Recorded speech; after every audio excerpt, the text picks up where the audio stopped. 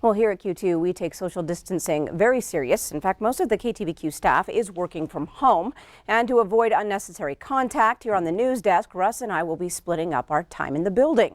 So for our next story, we're going to go to Russ in the Q2 newsroom to tell us the next steps for Billings School District 2. Russ, what can our students and parents expect? Well, Janelle, it has been exactly 1 week since Billings Public Schools were instructed to close their doors by Governor Steve Bullock.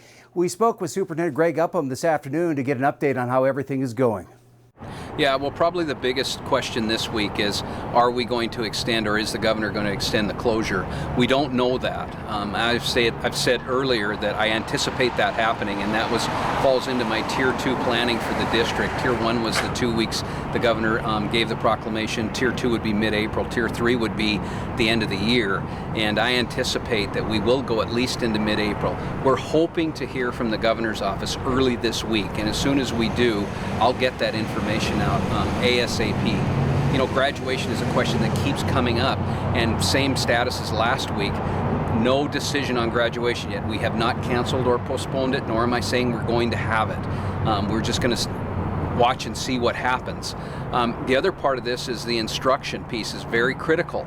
Last week we put intense efforts to get a platform in place that we could teach from. I feel we've done a very good job of that. Now the instruction, and not that it didn't start last week, but now instruction becomes very real because we're starting to have questions about proficiencies. What does proficiency mean?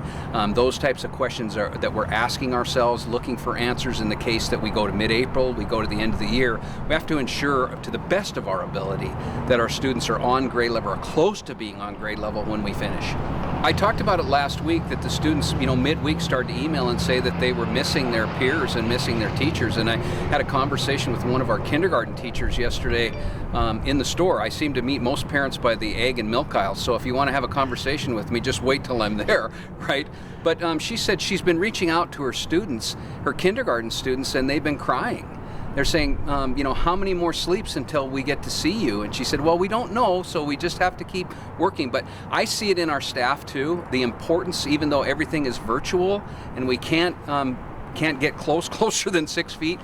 I encouraged our staff today and our principals to reach out in person, virtual person, let them see your face, let them hear your voice. That is extremely important right now. And once again, no decision has been made on if those school closures will be extended. Janelle? All right. Thanks so much, Russ. Everybody can just hang in there. Heavens.